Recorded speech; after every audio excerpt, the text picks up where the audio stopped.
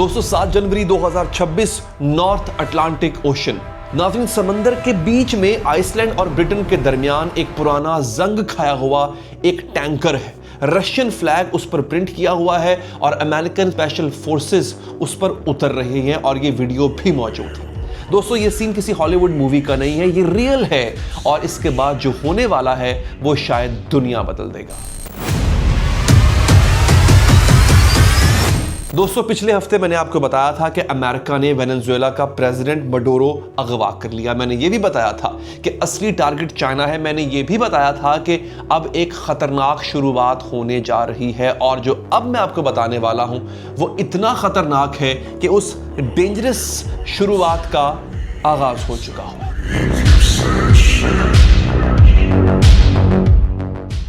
America ने Russian flagged oil tanker को north Atlantic में कैप्चर कर लिया है। रशियन सबमरीन उसकी हिफाजत कर रही थी। रशियन नेवल वेसल्स मौजूद थे वहां पे और अमेरिका ने फिर भी, जी हां, फिर भी उस जहाज पर चढ़कर उसको अपने कब्जे में ले लिया। अब सोचिए, एक न्यूक्लियर पावर का जहाज है, दूसरी न्यूक्लियर पावर उसकी नेवी उसकी हिफाजत कर रही है और तीसरी न्यूक्लियर पावर के स्पेशल फोर्सेस उस पर कब्जा कर लेते हैं। ये वो पॉइंट है जहां कोल्ड वॉर कोल्ड नहीं रहती है। ये वो पॉइंट है जहां एक गलती, एक मिसकैलकुलेशन, एक trigger happy soldier world war 3 शुरू कर सकता है। और सबसे स्कैरी बात, खतरनाक बात पता क्या है कि ये सिर्फ एक टैंकर नहीं था, अब दूसरा भी पकड़ा गया है और ट्रंप ने अनाउंस किया है कि वेनेजुएला से 30 से 50 मिलियन बैरल्स ऑयल अमेरिका ले जा रहा है। ये सैंक्शंस इन्फोर्समेंट नहीं है, ये डाकूगिरी है, ये बदमाशी है। इंटरनेशनल लेवल पर न्यूक्लियर पावर्स के बीच एक जंग चल रही है। तो आइए आपको पूरी कहानी सुनाता हूं। तो दोस्तों पहले मिलते हैं उस जहाज से जिसने ये सब कुछ शुरू किया है। इसका नाम है मैरिनेरा, यानी पहले इसका नाम बेला 1 था। एक पुराना जंग खाया हुआ ये ऑयल टैंकर यानी ऑयल का बहरी जहाज है। देखने में कोई खास नहीं है, लेकिन ये जहाज इंटरनेशनल सैंक्शंस की दुनिया में एक लेजेंड है। जहां जहां पाबंदियां होती हैं कि यहां पे सफर नहीं हो सकता, वहां पे आपको ये जहाज मिलेगा। ये टैंकर पहले ईरानियन तेल को कैरी करता था और एक जगह से दूसरी जगह लेके जाता था। अमेरिका ने इस पर सैंक्शंस लगाए तो ये गोस्ट फ्लीट का हिस्सा बन गया। गोस्ट फ्लीट का मतलब वो जहाज जो ऑफिशियली किसी के नहीं है, फ्लैग्स उस पर जो झंडे हैं बदलते रहते हैं, रडार से छुप के चलते हैं और सैंक्शन से बचते रहते हैं। बेला 1 ने अपना नाम बदला और नाम रखा मैरिनेरा। फिर कुछ और इंटरेस्टिंग हुआ। जब ये वेनेजुएलन क्रूड ऑयल लेकर निकला और अमेरिका के कैरिबियन ब्लॉकेट से बचने की कोशिश कर रहा था, सफर के दौरान इसका फ्लैग बदल गया। रशियन फ्लैग उसके हल पर प्रिंट कर दिया गया, यानी रशिया का झंडा लगा दिया गया और ये बता दिया गया कि ये रशियन जहाज है। समझे कि नहीं समझे? देखिए, एक ईरानियन लिंक्ड टैंकर है, वेनेजुएलन ऑयल लेकर मिड वॉयाज रशियन बन जाता है। ये कोई पेपर वर्क नहीं था, ये लिटरली उसको पेंट किया गया था उसके फ्लैग को। हफ्तों तक दोस्तों ये टैंकर अमेरिका के कैरिबियन ब्लॉकेट से बचता रहा। यूएस कोस्ट गार्ड ने उस पर बोर्ड करने की कोशिश की, उनको मना कर दिया गया। अमेरिका के अपने पानी में एक जहाज बोल रहा है कि नहीं, तुम यहां पर नहीं आ सकते। क्यों? क्योंकि अब ये रशियन जहाज था और रशियन जहाज पर चढ़ने का मतलब है रशिया का पंगा, रशिया से डायरेक्ट अड्डा। लेकिन ट्रंप एडमिनिस्ट्रेशन ने डिसाइड किया कि ये रूल्स अब उनकी तानाशाही चलेगी। 7 जनवरी 2026 नॉर्थ अटलांटिक, आइसलैंड और ब्रिटेन के बीच का समंदर, यूएस स्पेशल फोर्सेस ने हेलीकॉप्टर से लैंडिंग की और वो मैरिनेरा के ऊपर चढ़ के उसको सीज कर चुके हुए थे। अब यहां से कहानी दोस्तों इंटरेस्टिंग होती है। दोस्तों रशिया ने इस टैंकर की प्रोटेक्शन के लिए, हिफाजत के लिए सबमरीन साथ भेजा था, नेवल वेसल्स भेजे थे और ये कोई नॉर्मल कार्गो शिप नहीं था जिसे प्रोटेक्ट किया जा रहा था। ये एक रस्टेड टैंकर था जिस पर रशिया अपने मिलिट्री एसेट्स डिप्लॉय कर रहा था। नाम तो तेल का है खाली। सवाल यह है कि क्यों कर रहा था? एक पुराने टैंकर के लिए रशिया सबमरीन क्यों भेजेगा? वेनेजुएलन क्रूड ऑयल इतना इंपॉर्टेंट है कि न्यूक्लियर सबमरीन इस पुराने गले सड़े टैंकर की हिफाजत के लिए साथ जाए। सोशल मीडिया पर एनालिस्ट ये कह रहे हैं कि शायद इस टैंकर में सिर्फ ऑयल नहीं था, कुछ लोग ये कह रहे हैं कि गोल्ड था। वेनेजुएला एसेट्स थे, यानी वेनेजुएला के वो असासे थे जो मडोरो ने रशिया भेजने की कोशिश की थी, जो उसके खुद के किडनैप होने से पहले उसको अंदाजा हो गया था, तो उसने बहुत पहले निकाल दिए थे वो एसेट्स। सोचिए अगर सिर्फ ऑयल होता तो रशिया इतना रिस्क क्यों लेता। सबमरीन डिप्लॉयमेंट चीप नहीं होती है, डिप्लोमेटिक फॉल आउट अलग होता है इसका। लेकिन अगर कुछ और होता या है तो फिर क्या होता। रशियन ट्रांसपोर्ट मिनिस्ट्री ने कहा है कि सीजर के बाद उनका टैंकर से कांटेक्ट खत्म हो गया है। लॉस्ट कांटेक्ट एक जहाज जो रशियन नेवी की प्रोटेक्शन में था, रशिया की नेवी दुनिया की बेहतरीन नेवीज में से है, वो अचानक गायब हो गया, उसका कांटेक्ट ही नहीं है उससे। रशियन ऑफिसर्स ने इस ऑपरेशन को पायरेसी कहा है, इलीगल कहा है, इंटरनेशनल लॉ की वायलेशन कहा है। और यहां आयरनी देखिए कि सितमजरीफी देखिए कि रशिया जो क्रिमिया ले गया, यानी यूक्रेन में घुसा, जिसने इंटरनेशनल लॉ की धज्जियां उड़ाई, वो अमेरिका को इंटरनेशनल लॉ याद दिला रहा है। दोस्तों मैं ये नहीं कह रहा रशिया गलत है या अमेरिका गलत है, यहां पर दोनों ही गलत है, जिसकी लाठी उसकी भैंस। और अमेरिका जो रूल्स बेस्ड इंटरनेशनल ऑर्डर के का ठेकेदार है, वो हाई सीज पर जहाज कैप्चर कर रहा है बिना किसी इंटरनेशनल मैंडेट के, वो एक प्रेसिडेंट को अगवा कर रहा है बगैर किसी मैंडेट के। दोनों हिपोक्रेसीज हैं, लेकिन हिपोक्रेसीज के पास न्यूक्लियर वेपन्स हैं। इनके ये भले ही मुनाफिक सही, लेकिन प्रॉब्लम ये है कि इनके पास जौहरी असासे हैं और ये सबसे बड़ा प्रॉब्लम है। और दोस्तों मैरिनेरा अकेला नहीं था, उसी वक्त एक और टैंकर कैरिबियन या फिर नॉर्थ अटलांटिक में वो सीज किया गया। डिटेल्स इसकी कम है, लेकिन ये भी गोस्ट फ्लीट का हिस्सा था। वेनेजुएलन ऑयल सैंक्शंस एवेड करने की कोशिश, ये सब था। अमेरिका ने क्लियरली एक कोऑर्डिनेटेड ऑपरेशन चलाया, multiple ships, multiple locations, special forces, naval assets. ये कोई रैंडम इंसेप्शन नहीं थी दोस्तों, ये एक प्लान्ड मिलिट्री ऑपरेशन था। अमेरिका का कहना है कि ये सैंक्शंस इन्फोर्समेंट है, यानी पाबंदियों का नफाज। ये जहाज उन रिजीम्स को फंड कर रहा है जो टेररिज्म और ड्रग कार्टेल सपोर्ट करते हैं। जीरो टॉलरेंस पॉलिसी है शैडो फ्लीट्स के खिलाफ, ये अमेरिका का कहना है, यानी इसका इशारा ईरान की तरफ था। लेकिन दोस्तों क्रिटिक्स, नक्काद ये कह रहे हैं कि इंटरनेशनल वाटर्स में किसी दूसरे मुल्क का फ्लैग्ड वेसल सीज करना ये वॉर एक्ट है, यानी इकदाम जंग है। यूएन आर्टिकल 2/4 की क्लियर वायलेशन है, क्राइम ऑफ एग्रेशन है।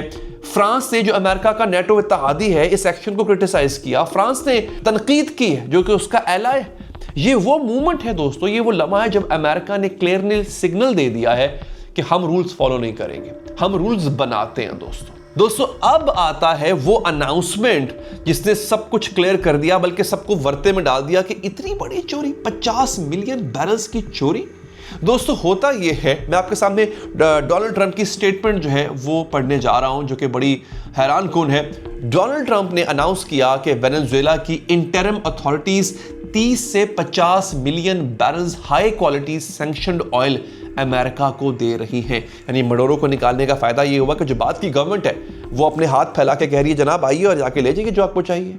30 से 50 मिलियन बैरल्स, एक बैरल की प्राइस रफली 70 से 80 डॉलर्स है, मतलब 2 से 4 बिलियन डॉलर्स का ऑयल है जो कि अमेरिका भेजा जा रहा है। इंटरिम अथॉरिटीज ये है कौन, इसको आप निगरान हुकूमत कहते हैं, ये है कौन? वो जो अमेरिका ने मडोरो हटाने के बाद खुद इंस्टॉल किए। मतलब अमेरिका ने प्रेसिडेंट उठाया, अपने बंदे को बिठाया और अब वो अमेरिका को तेल दे रहा है। ये जो कहते हैं ना कि ये दे नहीं रहे हैं, बेसिकली अमेरिका लूट रहा है। कॉलोनियल स्टाइल है 21st सेंचुरी का। ट्रंप ने कहा कि ऑयल मार्केट में बेचा जाएगा ये तेल और पैसा दोनों मुल्कों के जो शहरी हैं उनकी मदद के लिए इस्तेमाल होगा। एनर्जी सेक्रेटरी क्रिस राइट इस डील को एग्जीक्यूट करेंगे। शिप्स अभी ट्रांसपोर्ट के लिए रेडी हैं। लेकिन सवाल यहां पर यह है कि ये कौन सा इंटरनेशनल लॉ है कि एक मुल्क दूसरे मुल्क के प्रेसिडेंट को उठाए, अपनी गवर्नमेंट लगाए और फिर उस मुल्क के रिसोर्सेज को ले उड़े। इराक में यही हुआ था, लीबिया में यही हुआ, पैटर्न सेम है, सिर्फ जस्टिफिकेशन बदली। पहले वेपन्स ऑफ मैस डिस्ट्रक्शन थे, फिर ह्यूमैनिटेरियन इंटरवेंशन थी और अब नार्को टेररिज्म यानी कि इंसदादे मंशियात के खिलाफ हम कार्रवाई कर रहे हैं। इसका रिजल्ट एक ही है, नतीजा मकसद एक ही है और वो है ऑयल, वो है तेल। जी हाँ दोस्तों, you have poked the bear. आप रशिया को किसी सोए हुए भालू से कम मत समझिए, बट आपने उसको छेड़ दिया। रशिया की पोजीशन को समझिए। वेनेजुएला रशिया का इंपॉर्टेंट पार्टनर था, ऑयल डील्स से इनके दरमियान मिलिट्री कॉपरेशन था। लैटिन अमेरिका में रशिया इन्फ्लुएंस एक सुतून की मानद था और मडोरो उस सुतून का हिस्सा था। अब एक हफ्ते में रशिया ने क्या क्या खोया, जरा सुनते जाइए। वेनेजुएला में अपना एलाय यानी अपना इत्तेहादी मडोरो उठा लिया गया, अपना ऑयल टैंकर सीज हो गया, अपना ऑयल सप्लाई चेन, वो जो पूरा गोस्ट फ्लीट एक था ना, फ्लीट का मतलब होता है बहुत से जहाजों का एक क्यों कह लें कारवान, वो रशिया के ऑयल को पहुंचाने में मदद करता था। गोस्ट था, छुपा हुआ था, वो एक्सपोज हो गया। उसका अपना फेस यानी उसकी अपना चेहरा बेनकाब हुआ, उसकी अपनी कमजोरी जाहिर हुई। कैसे? न्यूक्लियर सबमरीन एस्कॉर्ट कर रही है उस जहाज को, उस शिप को, अमेरिका उसके नाक के नीचे से ले उड़ा, तो उसकी अपनी जो सबमरीन एस्कॉर्ट है वो फेल हो गया। दोस्तों, एनालिस्ट ये कह रहे हैं कि पुतिन की इमेज के लिए ये एक बहुत बड़ा ब्लो है। रशिया यूक्रेन में 3 साल से फंसा हुआ है, कुछ नहीं हो रहा। अमेरिका ने 3 दिन में वेनेजुएला का प्रेसिडेंट उठाया, ऑयल लिया, रशियन जहाज पकड़ के ये निकल गया।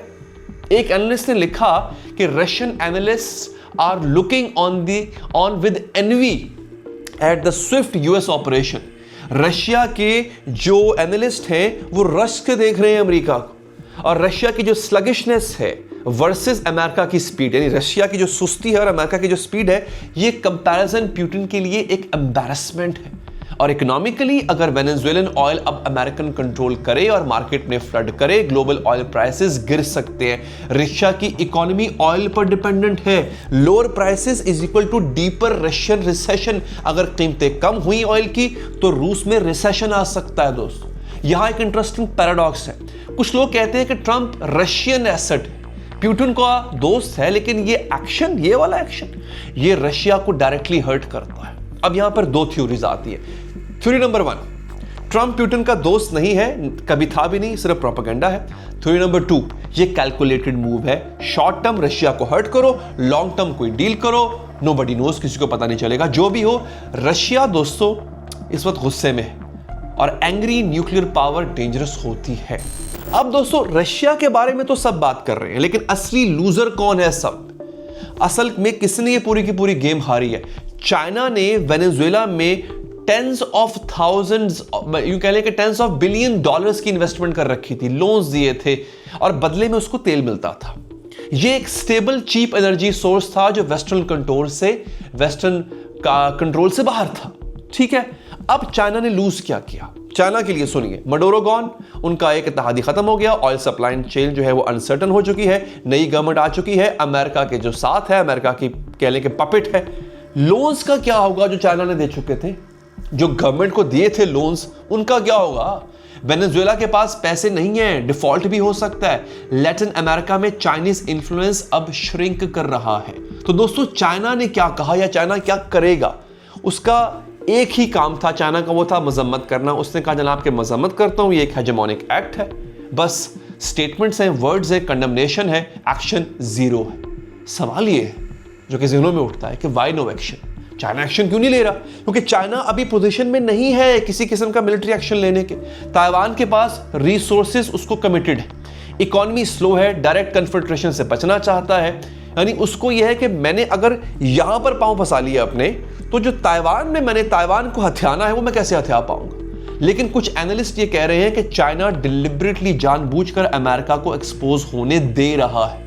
और मैं आपको, let me show the true face, यानी होता है ना कि मैं आपको अमेरिका का असल चेहरा दिखाता हूं। जितना अमेरिका अग्रेसिव होगा, बिफरेगा, उतना बाकी दुनिया चाइना की तरफ आएगी। ये एक लॉन्ग गेम है। तो क्या ये अलायंस फॉर्मिंग हो सकती है? इत्तेहादी बनाने का एक तरीका हो सकता है। और एक इंटरेस्टिंग स्पेकुलेशन है, रशिया, इंडिया, चाइना, RIC एक मिलिट्री ब्लॉक की बात हो रही है। हालांकि मुझे अनलाइकली लगता है क्योंकि इंडिया और चाइना के माबैन कोई ताल्लुकात अच्छे हैं नहीं, लेकिन अगर ये 3 एक हो जाएं अमेरिका के अगेंस्ट, ये दुनिया की सबसे पावरफुल मिलिट्री अलायंस होगा। दोस्तों, अभी स्पेकुलेशन है, लेकिन वेनेजुएला ने ये कन्वर्सेशन शुरू करवा दी है। अब दोस्तों, अमेरिका के अंदर की बात करते हैं कि अमेरिका के अंदर क्या हो रहा है। पोल्स कहते हैं कि पब्लिक जनरली सपोर्ट करती है कि जनाब डिक्टेटर था मडोरो, ड्रग डीलर था, अच्छा हुआ। ये नैरेटिव फिलहाल चल रहा है, लेकिन जो डेमोक्रेटिक लॉ मेकर्स हैं, यानी जो दूसरी पार्टी डेमोक्रेटिक पार्टी के लोग हैं, वो इंपीचमेंट पुश कर रहे हैं, यानी मवाखजा। टाइम मैगजीन ने रिपोर्ट किया कि कांग्रेस मेंबर्स ये कह रहे हैं कि ट्रंप ने वॉर पावर्स रेजोल्यूशन वायलेट किया है, कांग्रेशनल अप्रूवल के बिना कांग्रेस से अप्रूवल नहीं लिया, मिलिट्री एक्शन कर दिया, इंटरनेशनल लॉ को तोड़ दिया। एक लॉ मेकर ने कहा कि Congress must stop this, Congress को रोकना चाहिए पागलपन को। यूएन ने कंडेम किया है, सेक्रेटरी जनरल जो है उन्होंने इसको कहा है कि हम डीपली अलार्म्ड हैं। इमरजेंसी के मुताबिक सिक्योरिटी काउंसिल की मीटिंग जो है वो हुई है, जिसमें चाइना, कोलंबिया, रशिया ने डिमांड किया है कि पाबंदी लगाई जाए। लीगल आर्गुमेंट यहां पर यह है दोस्तों कि प्रेसिडेंट के पास अथॉरिटी नहीं है किसी दूसरे मुल्क पर अटैक करने की, वो भी विदाउट कांग्रेस। वेनेजुएला ने अमेरिका पर अटैक नहीं किया था, कोई इमिनेंट थ्रेट भी नहीं था, ये प्रीएम्प्टिव भी नहीं था। ऐसा नहीं कि हमें डर है कि वेनेजुएला हम पे अटैक करेगा इसलिए हम पहले कर देते हैं, जैसा कि ये इराक के मामले में हुआ था। ये खाली सिर्फ इन्वेजन थी, सिर्फ हमला था। लेकिन क्या ये इंपीचमेंट होगा, क्या बवाख्जा होगा? शायद कभी भी नहीं होगा, क्योंकि रिपब्लिकन मेजॉरिटी है, पब्लिक सपोर्ट उनको हासिल है, डेमोक्रेट्स की आवाज है लेकिन वोट्स नहीं है उनके पास। और ये प्रेसिडेंट डेंजरस है, क्योंकि अगर ये लीगल मान लिया गया तो कल अमेरिका किसी भी मुल्क में ये कर सकता है। बस आप किसी पे ड्रग ट्रैफिकिंग या टेररिज्म का लेबल लगाओ, उनका बंदा उठा लो, प्रेसिडेंट उठा लो आप दोस्तों। और दोस्तों इस सब के बीच ट्रंप ने फिर से ग्रीनलैंड की बात की है। मैंने अपनी पिछली वीडियो में आपको बताया था, इस पे अलग से वीडियो बनाऊंगा, आपको बताऊंगा कि ग्रीनलैंड का तनाज़ा है क्या। वेनेजुएला साउथ में है, ग्रीनलैंड नॉर्थ में है, दोनों अमेरिका चाहता है, वो साउथ और नॉर्थ दोनों चाहता है, दोनों में रिसोर्सेज हैं और दोनों चाइना रशिया के लिए इंपॉर्टेंट हैं। तो ट्रंप ने कहा है कि ग्रीनलैंड स्ट्रेटेजिक नेसेसिटी है रशिया और चाइना के अगेंस्ट। आर्कटिक में शिपिंग रूट्स अब खुल रहे हैं, वहां पे रिसोर्सेज हैं और मिलिट्री पोजीशनिंग अमेरिका के लिए बहुत इंपॉर्टेंट है।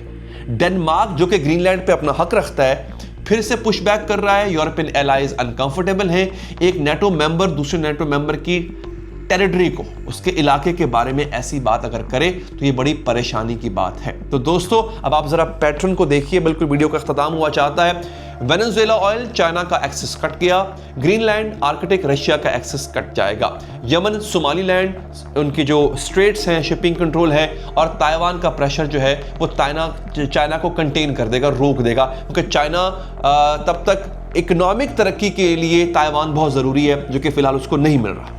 ये सब कुछ कनेक्टेड, एक ग्रैंड स्ट्रैटेजी, एनर्जी रिसोर्सेज और चोक पॉइंट्स कंट्रोल करो, राइवल्स को स्ट्रैंगल करो, उनका गला घूंट दो पकड़ के। ये एम्पायर बिल्डिंग है। मैंने पिछली वीडियो में बोला था कि एम्पायर बिल्डिंग हो रही है 21st सेंचुरी स्टाइल में, और अब आपके सामने आपको प्रूफ भी मिल रहा है। तो दोस्तों आज हम कहां खड़े हैं?